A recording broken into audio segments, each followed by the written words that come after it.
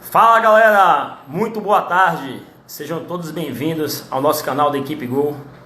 E hoje nós temos um bate-papo exclusivo com Lene Franco, ele que é diretor do Esporte Clube Bahia e vai estar aqui hoje para bater esse papo com a gente. Sejam todos bem-vindos. Eu já quero aproveitar a vocês que vão participar da nossa live para já entrar. Clica no aviãozinho aí, tá vendo o aviãozinho? Vamos divulgar essa live para mais 10 amigos aí, que essa live hoje é importante, que a gente tem um público bastante interessante, não só vocês, torcedores do Bahia, mas também o público geral. Afinal, Lene Franco é uma referência hoje no mercado de marketing nacional, ele que revolucionou a história do Esporte Clube Bahia. Em primeiro lugar, eu queria já agradecer aos amigos, né?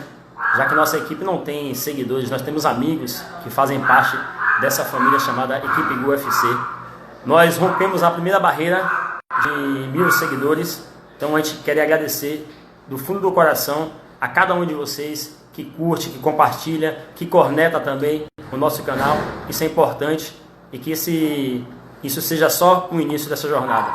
No final da live, assim que terminar o papo com o Lene, eu vou pedir para que vocês continuem com a gente, que a gente tem algumas surpresas para dividir com vocês esse tempo com esse resultado de 1000 seguidores. Hoje a gente já está com uma marca um pouco acima de 1000, mas muito obrigado a todo mundo que está entrando aí.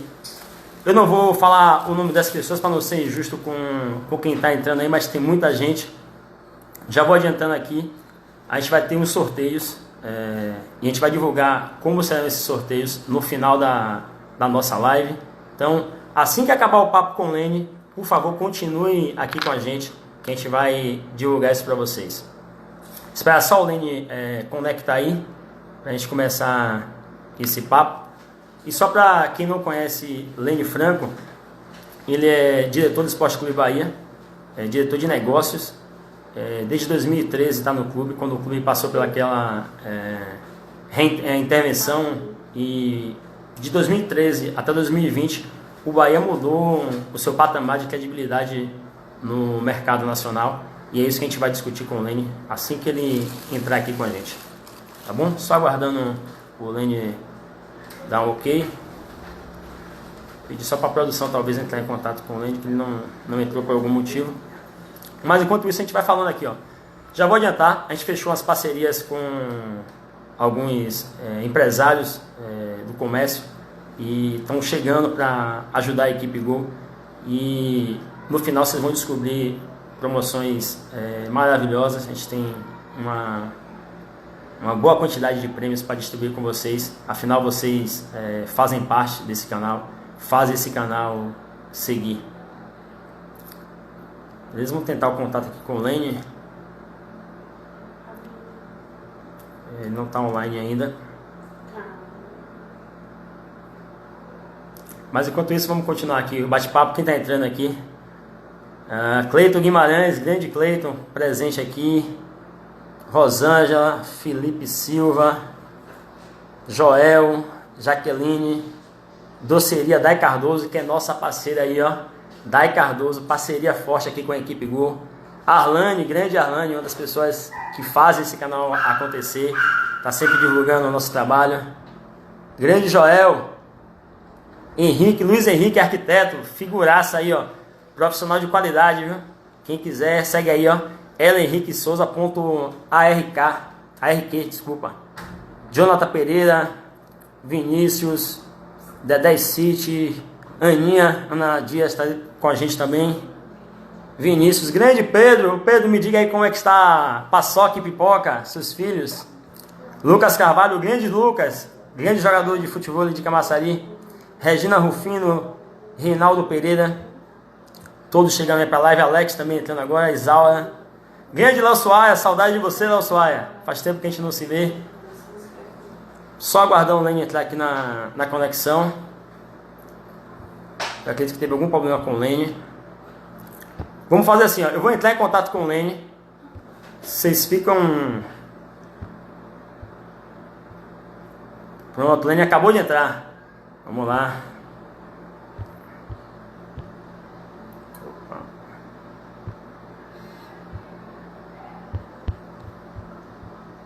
Só um minutinho aqui. Mandando um convite pro Lene. Alguma coisa não tá indo aqui. Parceiro Lene Franco. Como eu havia informado. Olá, Lene! Boa tarde! E aí, tudo bom? Tudo certo. Em primeiro lugar, mais uma vez. Não, pode falar. Não, só pedir desculpa aí pelo pequeno atraso, porque eu estava terminando uma reunião, e aí, como eu antecipadamente disse, eu estou hoje com o horário todo cheio, então, assim, eu disse, não, deixa eu terminar correndo para poder falar com eles. Eu só tenho essa limitação, realmente, até 17h50, mas até lá estou à sua disposição inteiramente aí. Não, mais uma vez, agradecer de coração, você é uma pessoa muito solícita. No primeiro contato que a gente teve, você já aceitou de bate-pronto, está participando aqui com a gente. E a gente queria primeiro conhecer, né, quem é Lene Franco, para as pessoas que não conhecem, essa referência hoje no mercado de marketing esportivo do país. Vamos lá, eu sou formado em publicidade, me formei em 2003, então já tem bastante tempo. E fiz MBA em gestão de projetos. E com futebol eu trabalho desde 2006. Então comecei em 2006 fazendo projetos de marketing esportivo ainda aqui em Salvador.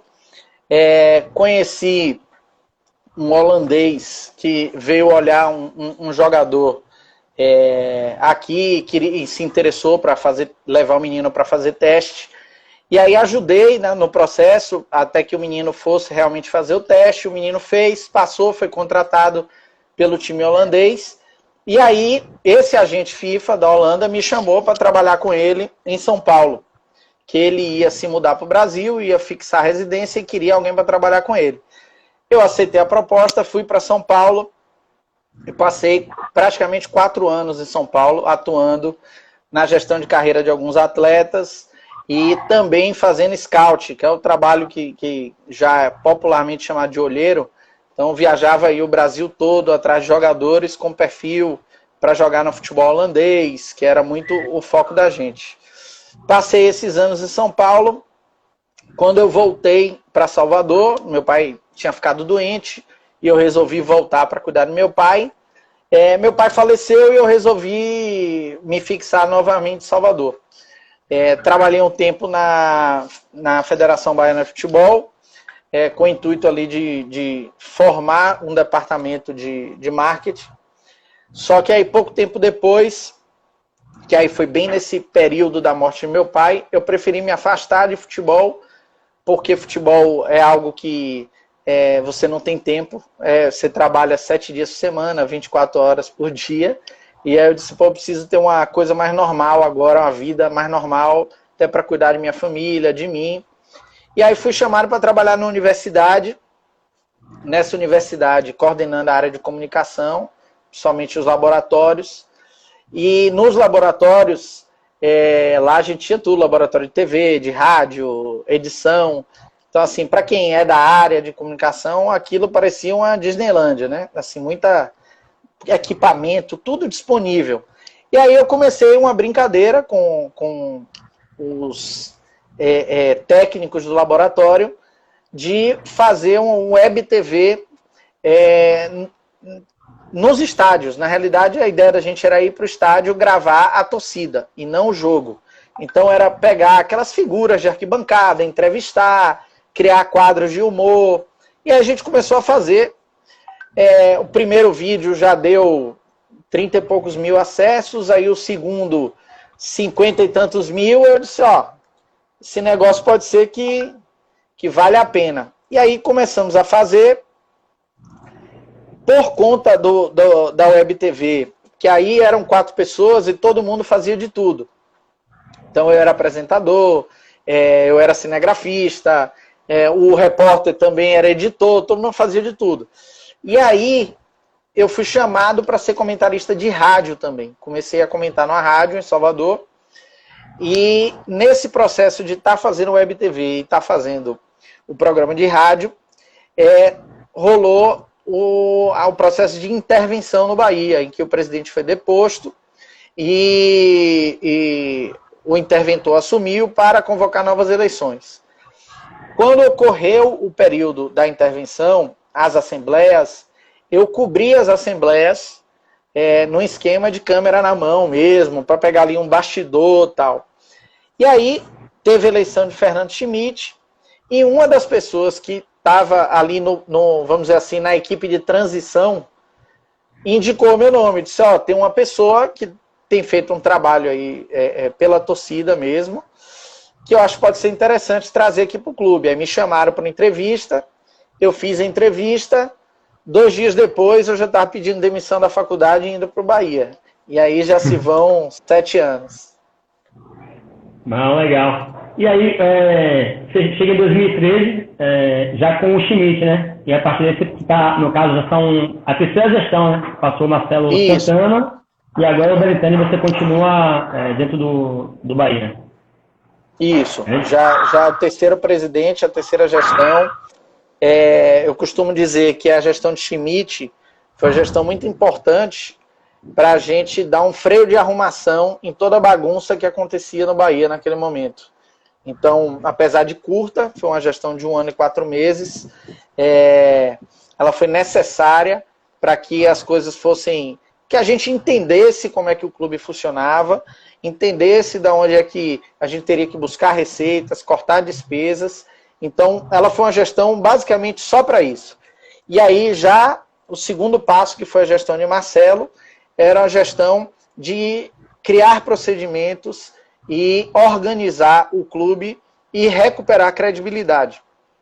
Então, ela foi uma gestão com esse viés aí nos 3 anos dele. E já com o Guilherme, com credibilidade recuperada, a gestão veio muito focada em aumento de receitas, né? Inovação e aumento de receitas. Então, hoje, são os 2 focos que a gente tem.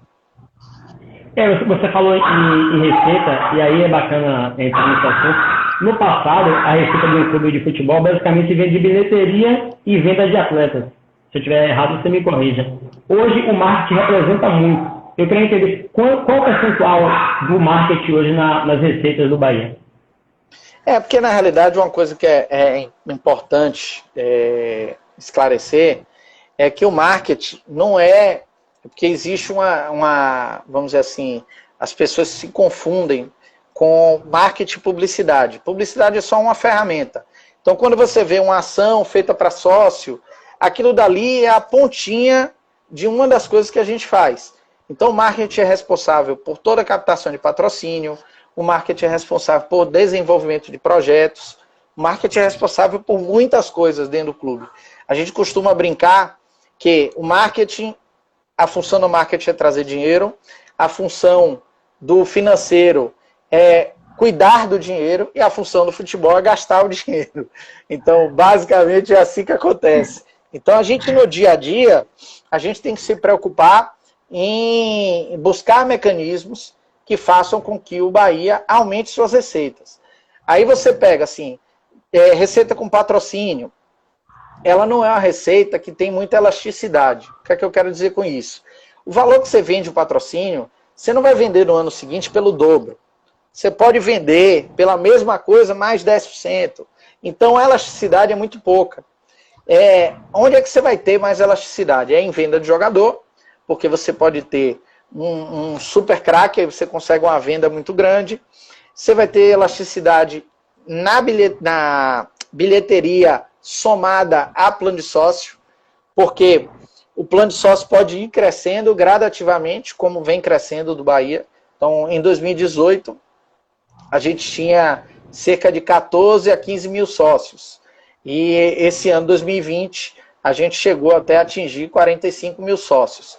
Então, um crescimento muito grande. E isso, sim, é muito baseado no trabalho do marketing, que é um departamento que aí você tem comunicação, planejamento, pesquisa, tudo isso está dentro do marketing. Então, hoje, como eu falei no início, assim, a função obrigatória do marketing é geração de receitas. O foco sempre é esse.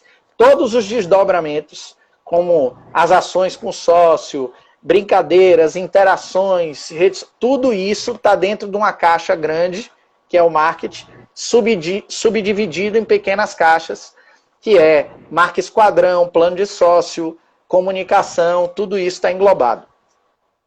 Não, legal. Eu só queria só dar um alô especial aí. Preto Casagrande tá curtindo aqui a nossa live. Obrigado, Preto, pela audiência aí. Um abração para ele também. Marcelo Ramos também te mandou um abraço nos comentários. Grande Marcelo Ramos. Ídolo. Ícone na história do Bahia. Esse é ídolo aí, viu?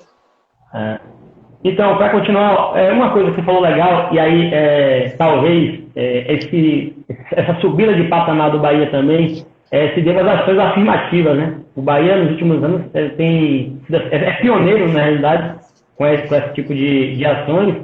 E aí eu acabei buscando algumas informações e descobri que o Bahia acabou sendo matéria em jornais internacionais, como o New York Times, o El País e acho que o The Guardian, não é isso? Isso.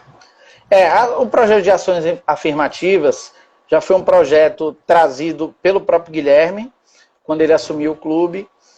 A gente já fazia em anos anteriores coisas menores, mais incipientes, mas quando o Guilherme chegou, ele, na realidade, colocou na nossa mão a possibilidade da gente estruturar um projeto de ações afirmativas. O projeto é formado por pessoas do clube e pessoas de fora do clube que pertencem a movimentos sociais. Então, a gente tem reuniões, isso aí muito coordenado por Nelson Barros e por Tiago, que é o assessor de Guilherme. Essas reuniões acontecem com determinada frequência. Depois, os temas são debatidos dentro dessas reuniões, são trazidos para dentro do clube, e lá no clube, nossa equipe, junto com a de comunicação, com o presidente, começa a definir quais são os rumos. Como vai ser a campanha, qual o tema da campanha, o que é que a gente vai abordar, qual o desdobramento que essa campanha tem que ter. Então, depois que a gente planeja tudo, executa internamente também, e aí bota no ar para rodar.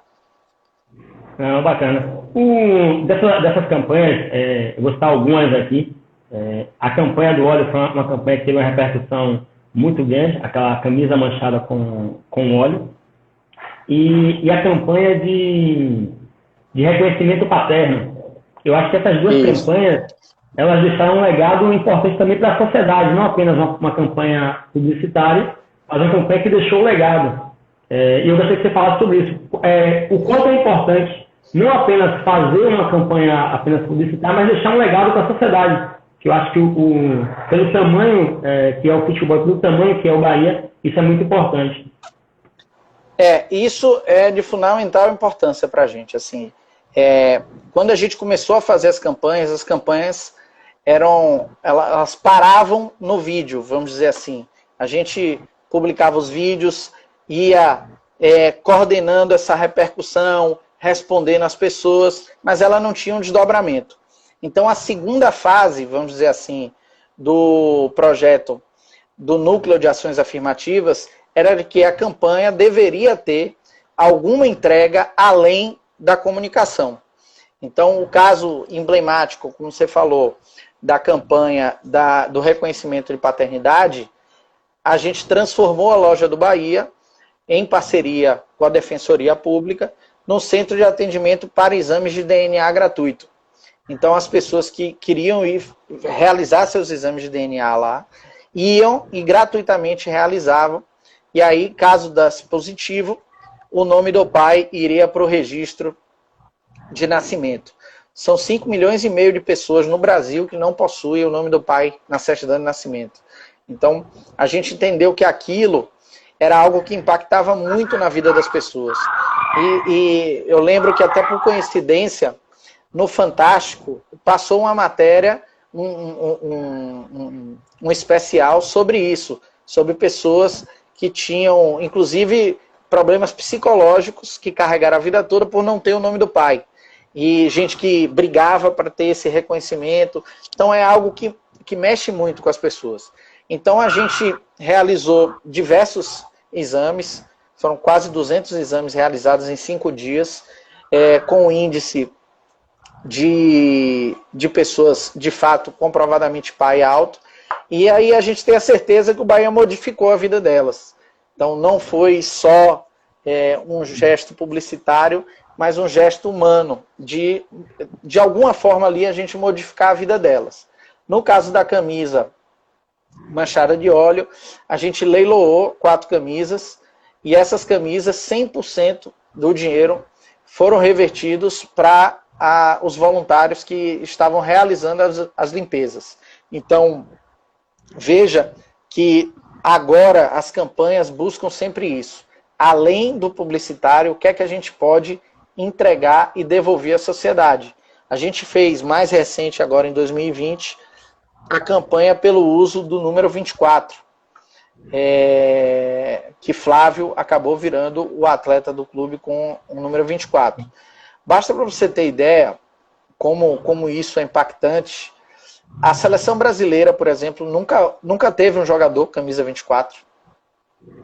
E até a gente realizar a campanha, os únicos jogadores da Série A com camisa 24 eram 2 ou 3 terceiros goleiros dos seus clubes, que normalmente são os meninos da base, que não tem nem opção de escolher o número. E é um número que aí é a certeza que não vai entrar em campo.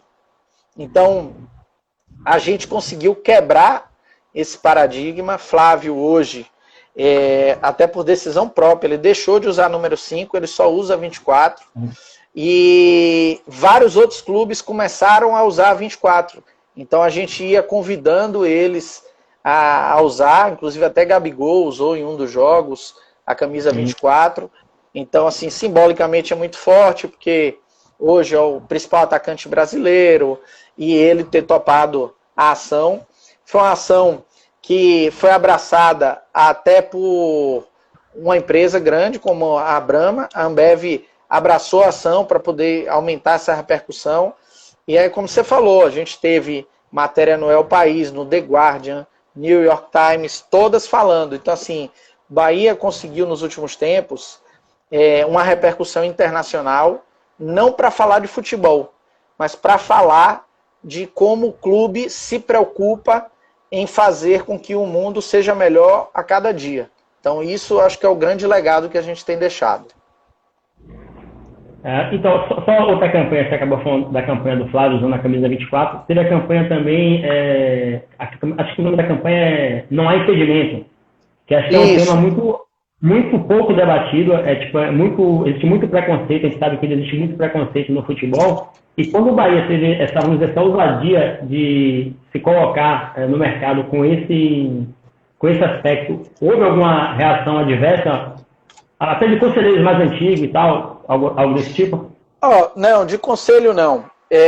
Até para ficar claro, assim, aqui no Bahia, a gente se livrou um pouco dessa coisa de conselho antigo, pessoas que estão no clube há 30, não existe mais isso no Bahia. Porque o conselho hoje são sócios que são eleitos por outros sócios e eles cumprem o mandato. E eles só têm direito a uma reeleição. Então, no máximo, um conselheiro fica 6 anos, se ele for eleito e reeleito. Após isso, ele vira torcedor normal, comum, como qualquer outro. Então, a gente já não tem um nível de interferência, assim como acontece ainda em outros clubes do Brasil. A gente tem, obviamente, manifestação de alguns torcedores que acham que o clube não deve tocar em determinados assuntos. A gente tem alguns, eu posso dizer assim, reacionários também que gostam de se referir como o Bahia faz isso só para aparecer, lacração, é o termo que o pessoal gosta de usar inadvertidamente. Então, assim, a gente sabe, a gente monitora, a gente respeita a opinião das pessoas, mas a gente entende que as ações que o Bahia faz são ações humanitárias e que são temas que precisam ser colocados e discutidos. Então, por exemplo, a gente fez a Não Há Impedimento em 2018. Depois disso, a gente já fez diversas outras, como a camisa 24, a gente fez agora, dia 17 de maio, que é do combate à homofobia, fez um vídeo que é falando sobre isolamento social, mas não é isolamento de quem está em casa por causa da pandemia. É o isolamento de quem é da comunidade LGBT e vive isolado por conta do preconceito. Então a gente fez uma correlação dizendo isso. Quando o seu isolamento social passar, a gente quer que o deles passe também. Então, assim, é algo que mexe muito com a vida das pessoas e a gente precisa, como clube, interferir de alguma maneira, tentar ajudá-las de alguma maneira, porque o clube tem uma potência de comunicação muito maior do que as pessoas de maneira individualmente. Não, perfeito, perfeito. Só você falou um pouco aí do Belitani, eu fiquei curioso para saber, porque hoje o Belitani ele é um exemplo de presidente de clube no país, a forma como é administrado o Bahia, essa forma democrática que é claro, notória isso. E aí eu quero lembrar um aspecto, lá em 2013, na época da intervenção, e a gente volta a falar da questão da marca, mas que acho que é importante, quando foi divulgada aquela famosa lista do Jabá. Eu acho que ali o Bahia deu o primeiro sinal que queria mostrar que é uma gestão de transparência. E eu acho que queria que você linkasse isso, como o mercado enxerga isso, qual a credibilidade dos empresários quando olham para a marca do Bahia hoje. Assim, desde 2013, quando houve essa questão da lista e houve também o rompimento com ingressos que eram dados à torcida organizada, tudo isso a gente rompeu em 2013. Então, naquele momento, a gente tomou muita porrada, muita porrada. Foi bem difícil, um momento duro para todo mundo que estava trabalhando no clube. E aí, desde ameaças até não sei, ninguém do clube era mais chamado para entrevista, enfim. Então, a gente precisou, vamos dizer assim, como eu falei lá no início da nossa conversa, a gestão Schmidt foi um freio de arrumação. Precisava de alguém ali na hora para dar esse freio. E aí a gente teve que ir, com o passar dos anos, reconstruindo. E mostrando às pessoas que o que a gente tinha feito não era algo pessoal, e sim pelo bem do clube. Então esse era o ponto principal de se fazer o que foi feito em 2013. O segundo ponto era recuperar credibilidade. Quando em 2013 e 2014 eu visitei 36 empresas, maioria em São Paulo, Rio de Janeiro, Belo Horizonte, em todas elas eu recebi não. Porque quando eu ia apresentar o projeto do Bahia, as pessoas diziam, investir em esporte já é arriscado. No Bahia, então, nem se fala. O clube que tem a fama que tem, que o presidente acabou de ser deposto e está entrando na justiça tentando voltar. Então não sei daqui a pouco se ele volta, e aí, como é que eu faço? Então assim, é difícil, vamos esperar. Então assim, as pessoas não acreditavam no Bahia. O Bahia precisava mostrar que, a partir daquele momento, pessoas diferentes estavam gerindo o clube e que a gente também tinha muita ideia nova para poder colocar no mercado. E foi aí que a gente desenvolveu diversas campanhas, às vezes gratuitamente. A gente, em 2014, transitou, por exemplo, como patrocinador master, empresas diferentes e gratuitamente. Aquilo dali era uma espécie de degustação em que a gente reunia uma clipagem depois para mostrar a elas aqui, tá vendo que dá resultado? Tá vendo que a gente pode entregar uma coisa bacana? Então a gente teve que ousar naquele momento, sim. Em 2015, dessas 36 empresas que eu tinha visitado, 3 delas, em janeiro, procuraram o Bahia querendo patrocinar. Porque depois de 1 ano e 4 meses, e já virando a gestão, tudo, eles já começaram a perceber, não, o pessoal estava falando a verdade, eles realmente querem fazer algo novo. E aí o Bahia tinha caído para a 2ª divisão, virou, bem ou mal, uma oportunidade também para as empresas, porque o valor de investimento naturalmente é menor. Então elas nos procuraram, querendo, esse ano eu quero, agora vamos acertar um outro valor. E aí a gente começou esse processo de reconstrução da imagem. E de 2015 até agora, 2020, são raras as vezes que o Bahia ficou sem um patrocinador no uniforme. E quando eu digo sem um patrocinador, não é o Master, não. É sem um patrocinador em qualquer espaço. Basicamente, a gente tem todos os espaços vendidos o ano todo. Final de 2019 para 2020, a gente teve a saída do pessoal da Dulá e Gujão, que eram empresas parceiras e que, por um acaso, um dos sócios da Dulá faleceu, e aí, obviamente, eles recuaram com o investimento para se reorganizar. Então, é por isso que a gente acabou perdendo esses dois espaços. Mas, em geral, a gente tem, desde 2015, vivido aí sem dores de cabeça, por exemplo, na questão de patrocínio. E essa questão de credibilidade, ela também vai para o campo. Na semana passada, eu estava assistindo uma live de Newton, volante, que jogou aqui pelo Bahia, e ele justamente falava sobre isso. Ele teve o maior orgulho de jogar no Bahia, e que é um clube que paga em dia. Então, os jogadores, entre eles se conversam e falam, pode ir para o Bahia lá, que tem estrutura, paga em dia, vai pensar em coisas grandes, né? No passado, o Bahia brigava apenas para não cair. Hoje é uma realidade um pouco diferente. Outra coisa, não, isso, sem dúvida. A credibilidade que gera no meio entre os jogadores é indiscutível. Você vê um caso, por exemplo, como o Rodriguinho, que deu entrevista essa semana, foi no Sport TV, falando disso. Que o Bahia, para ele, virou, quando surgiu a proposta do Bahia, virou uma possibilidade de ir para um clube organizado que paga em dia. Então, assim, isso tem um peso muito grande, né? Quando você vê que a gente conseguiu reconstruir isso aí nesses últimos 7 anos. Não, legal. Outra questão, Lene, e aí é uma ação recente, né? Que com essa pandemia, o Bahia ter cedido o Fazendão para ser montado um hospital de campanha, e a outra foi um vídeo que viralizou nas redes sociais com um torcedor do Bahia, um sócio torcedor, que ele estava vitimado de Covid, e foi feita uma live com o Gregor e com o Flávio. Eu gostaria que você falasse também um pouco disso.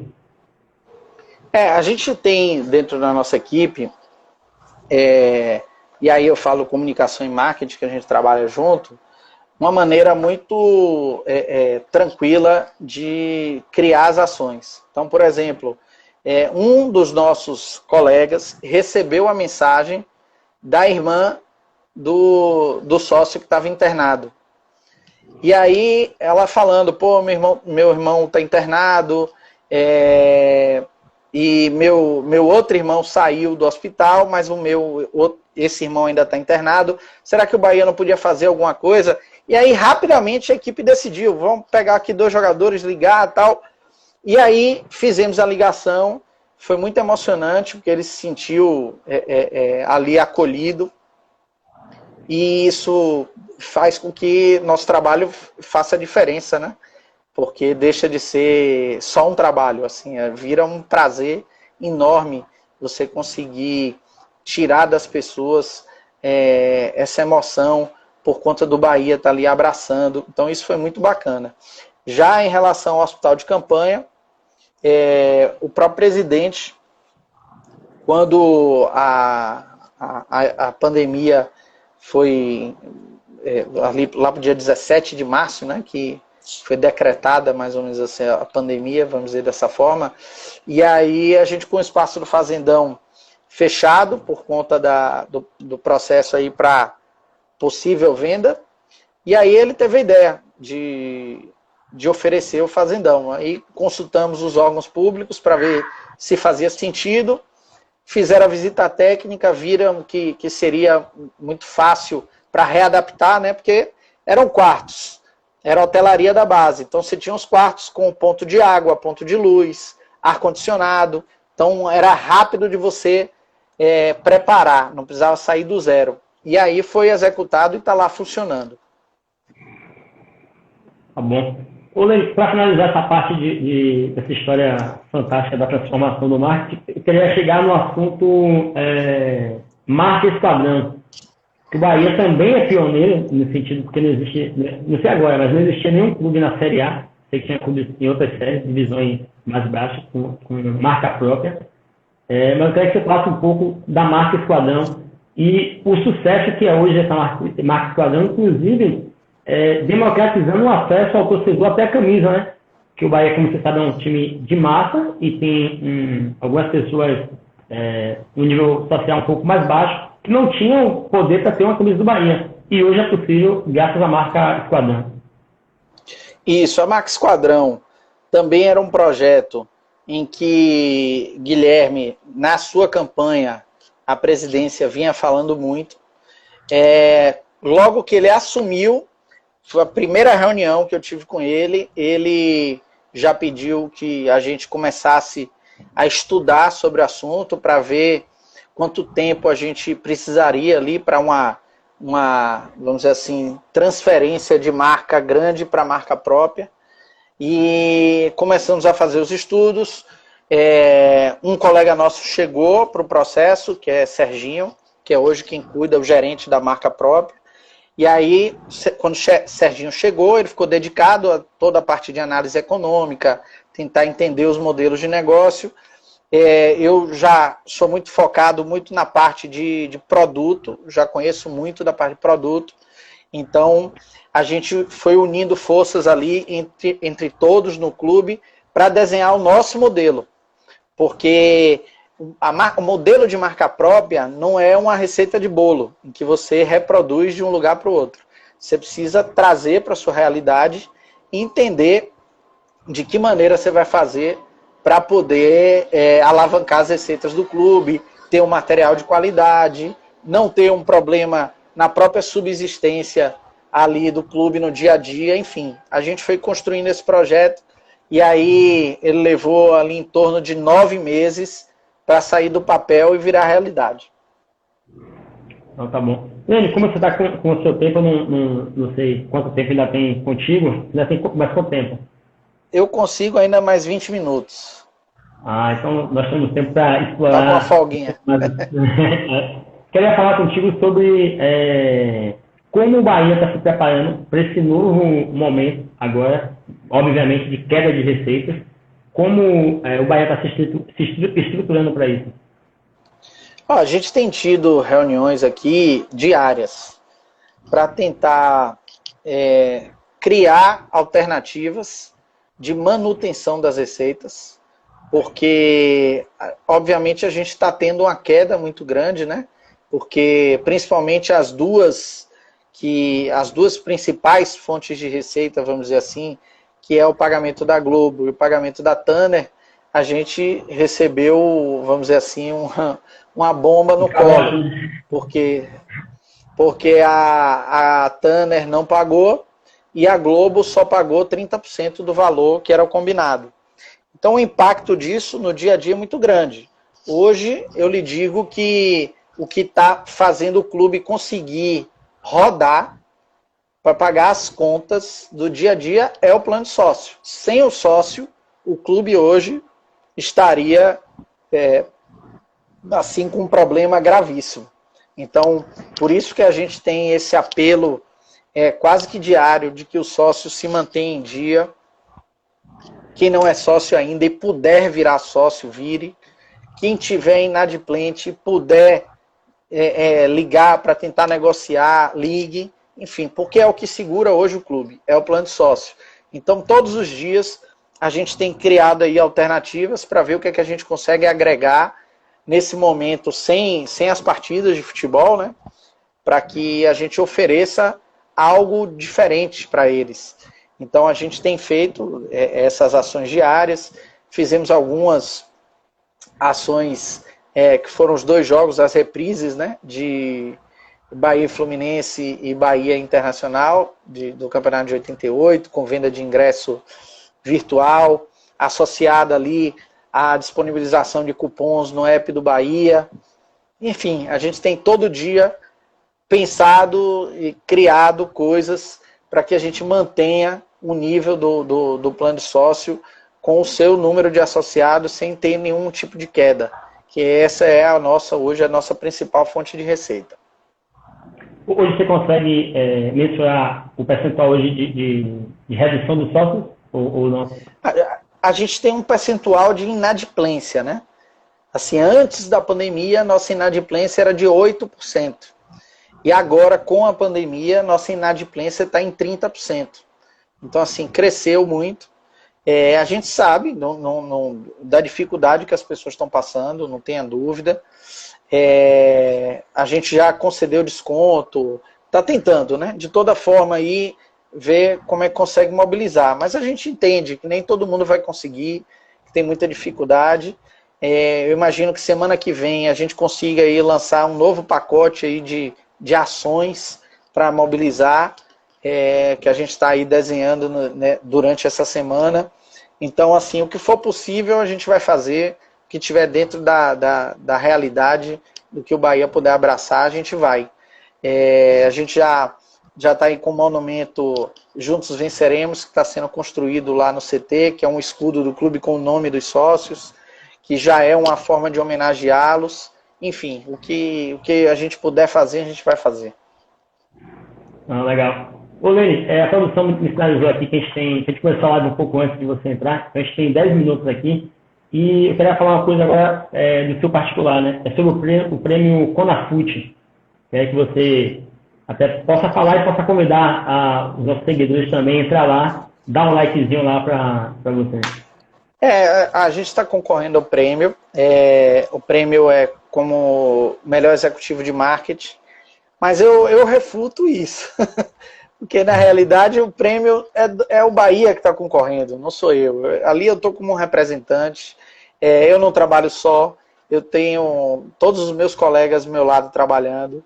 Então, quem estiver votando, vai votar lá em meu nome, mas entenda que aquilo é um voto para o Bahia.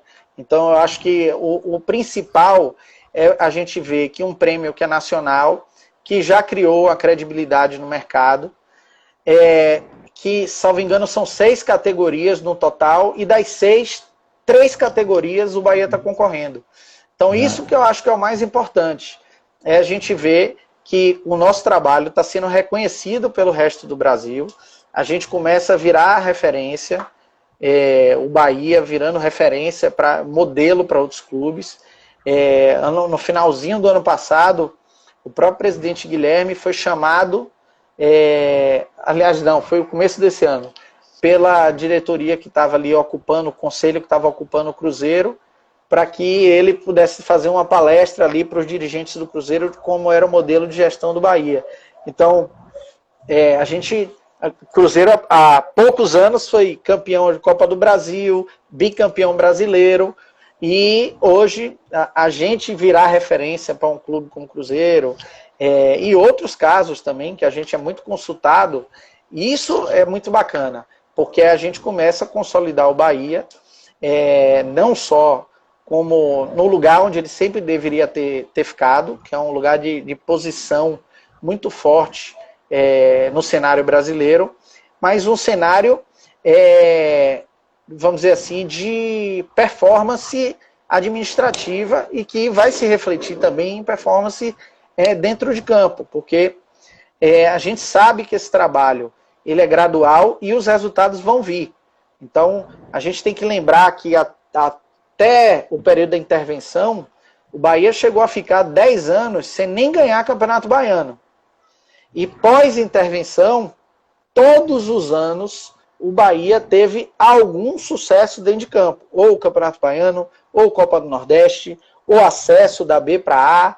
Enfim, todos os anos a gente conquistou alguma coisinha. Chegou em 2 quartas de final seguidas da Copa do Brasil, chegou numa quarta de final de Sul-Americana. Então a gente está aí aos pouquinhos, galgando nossos objetivos. E não tenho dúvida aí que em alguns anos, eu espero que poucos, a gente já comece a sacramentar aí novos títulos grandes, nacionais ou até, quem sabe, internacionais. Você cada vez me surpreendendo. Primeiro pela humildade e agora pela capacidade de liderança. Isso é importante em um líder reconhecer que você tem uma equipe que você não está navegando no barco sozinho. Então, publicamente eu gostaria de dar meus parabéns a você. Obrigado. E para finalizar, eu queria que você... tem muitos colegas que estão aqui assistindo a live aqui, que são empresários, né, pequenos empresários, e eu gostaria que você deixasse um recado, uma mensagem de como ser criativo nesse atual cenário. O que eu falo direto, assim, o momento de crise é quando você precisa ser mais criativo. Assim, eu faço comparativo muito com o que a gente viveu lá em 2013 e 2014. Em 2013 e 2014, Bahia não tinha dinheiro para nada, absolutamente para nada, mas nem por isso a gente deixou de realizar diversas campanhas que foram de grande repercussão. Não deixamos de buscar nos reposicionar no mercado. Eu acho que quando você tem uma equipe que é altamente engajada, quando você tem uma equipe, e isso faz diferença dentro do clube, que as pessoas torçam pelo clube, porque apesar que, obviamente, você pode ter gente de fora que é um bom profissional para aquela função, independente de que time torça. Isso aí, sem a menor sombra de dúvida. Mas quando você tem também torcedores, torcedores que são profissionais em suas áreas, você consegue unir ali o profissional e a alma do que o clube precisa. Então, desde um exemplo mais simples, que é na hora de desenvolver uma camisa do clube, você entender o que é que o torcedor gosta, entender onde é que o torcedor vai ficar mais comovido na hora que você vai fazer uma campanha. Então, desde esses pequenos gestos até coisas grandiosas, que aí você vai defender o clube até a última hipótese. Assim, eu já fiz, há muitos anos atrás, uma viagem para São Paulo, em que eu ia para o aeroporto de Guarulhos. E a pessoa que ia reunir comigo falou, venha para o aeroporto de Congonhas, porque no aeroporto de Congonhas, perto de minha casa, eu passo para ali buscar. Aí eu disse, beleza, eu vou olhar o preço da passagem. E aí, a diferença entre ir para um aeroporto e outro, dava R$500. Aí eu falei com ele, velho, eu agradeço, mas eu vou no outro, porque é R$500 mais barato. Aí, fui por Guarulhos. Quando a gente terminou a reunião, ele falou, uma das coisas que me deixou muito tranquilo nessa reunião é saber que você se preocupa com R$500 que o clube ia gastar. Então, assim, porque em geral as pessoas não estão nem aí. Como não é um dinheiro seu, é dinheiro do clube, faz de qualquer jeito. Então, assim, quando você cria essa cultura, e não estou falando só de mim, não, eu dei um exemplo, mas isso é geral. Quando você cria essa cultura no clube, que as pessoas se preocupam que o clube precisa ser bem gerido, gastar o mínimo possível, arrecadar o máximo possível, que todo mundo pode participar da criação. A gente tem ideia que vem de qualquer lugar. Desde do próprio torcedor, como a gente recebe muita dica, por que o Bahia não faz isso, por que não faz aquilo, e a gente vai filtrando o que é que dá, o que é que não dá, e da própria equipe, gente do jurídico, gente do próprio futebol, enfim, de determinadas áreas, porque o processo é um processo coletivo, não tem dono. Por isso que eu digo que um prêmio como o Conafute, eu estou lá como representante, mas não existe, as ideias não saem todas de minha cabeça. Não existe isso. O que existe ideias são construídas coletivamente. Um fala uma coisa, outro fala outra, a gente vai lá somando até chegar no produto final. Então, eu acho que quando você tem isso dentro de sua equipe, e mesmo com dificuldades financeiras, um clube de futebol, qualquer empresa, vai conseguir superar esse momento, porque terão pessoas ali dedicadas a achar as melhores soluções nos momentos de dificuldade. Então, eu acho muito que a inspiração vem muito disso, desse trabalho coletivo, de todos pensarem ali juntos por um bem maior. Não. Ok, Lenin. O tempo está estourado. Eu gostaria de mais uma vez deixar aqui meu agradecimento público pela sua pessoa, que é. Primeiro contato que a gente teve, você foi muito solícito à equipe do UFC, então a gente agradece de coração por você ter participado. E muito obrigado, se você quiser deixar suas últimas palavras nessa live. Não, eu que agradeço. Quando vocês me procuraram, eu me coloquei à disposição, porque acho que é o mínimo que a gente pode fazer. Eu tenho feito isso com várias empresas, com vários grupos, não seria com vocês que eu não faria. Então eu estou à disposição, desejar a todos aí que fiquem em casa, que se cuidem, porque ficando em casa assim vocês vão cuidar dos outros também. A gente está num momento de um crescimento muito grande ainda do pico da pandemia, então a gente precisa se preservar. Quem não pode ficar em casa, a gente entende, porque tem algumas funções que não tem jeito, mas o que puder também, quem tiver condição de ajudar, também quem está com menos favorecido, ajude, que esse momento agora é de todo mundo dar as mãos, mas em breve vai passar e a gente vai estar aí juntos, abraçados na Fonte Nova, comemorando os triunfos do Bahia. Ok. A Zeislene, ela falou, e a gente acabou, a conversa foi um pouco corrida, não falando do saudoso seu pai, né? Acho que tanto ele quanto você é um legado de trabalho no esporte. Então, justo aí a mensagem da... Agradeço a lembrança. Meu pai foi um cara que se dedicou ao Bahia a vida toda. Ele, desde 89, que ele fazia parte do primeiro grupo que lutou aí pela democratização do Bahia. O Bahia, recém-campeão brasileiro, e ele já estava lutando por esse movimento de democratização. Então, ele é uma pessoa que dedicou a vida a isso. Independente do grupo que ocupava o Bahia, ele sempre ajudou o Bahia. E aí eu tenho aqui, tem os documentos, né? Desde doação de ônibus para a base poder jogar campeonato em outros lugares, bolsa de estudo para filho de jogador, bolsa de estudo para filho de funcionário, enfim, tudo que fosse ao alcance dele ele fazia, independente da briga política, porque ele queria o bem do clube. E de fato foi um legado, deixou esse amor para mim, e hoje eu estou aí com o meu trabalho pagando um pouquinho do que ele não conseguiu fazer ainda em vida, mas aí todo dia buscando deixar ele feliz onde quer que ele esteja com o trabalho que a gente tem realizado. Tá ok. Lene, mais uma vez, obrigado. Sempre a live vai ser derrubada. Mais uma vez, obrigado. Quer deixar um recado? Eu que agradeço. Pessoas que seguem o Lene, quiser conhecer nosso canal, clica lá, dá uma olhada. A gente está começando, mas a gente está sempre com o compromisso de levar conteúdo de qualidade e de maneira responsável. Eu agradeço, estou à disposição também. Um abração, gente. Obrigado aí. Tá bom? Obrigado. Valeu. É isso aí, galera. Lene, pessoa fantástica, fora de série. A live está encerrando, a gente está com o tempo cronometrado aqui, mas eu queria agradecer de coração a cada um dos nossos amigos, porque vocês não são seguidores, vocês são amigos que fazem esse canal acontecer. Obrigado de coração a cada um, porque eu sempre digo isso. Se dedica a uma das coisas mais importantes que você tem na sua vida, que é seu tempo. Seu tempo você divide com o que você ama, com o que você gosta. Então, obrigado por ter dividido o seu tempo com a gente. Fiquem ligados que nessa semana a gente tem live com Rodrigo Chagas, ex-jogador do Vitória, amanhã, 5 da tarde, podem esperar. E também com o Fausto. Fique ligado no nosso canal. Vai subir agora, já pode entrar, dentro de 5 minutos, vai subir lá a promoção para comemorar nossos 1000 seguidores. Então, dá 5 minutos, entra na página e vocês vão descobrir como fazer para participar dessa promoção. Fiquem com Deus e fiquem em casa.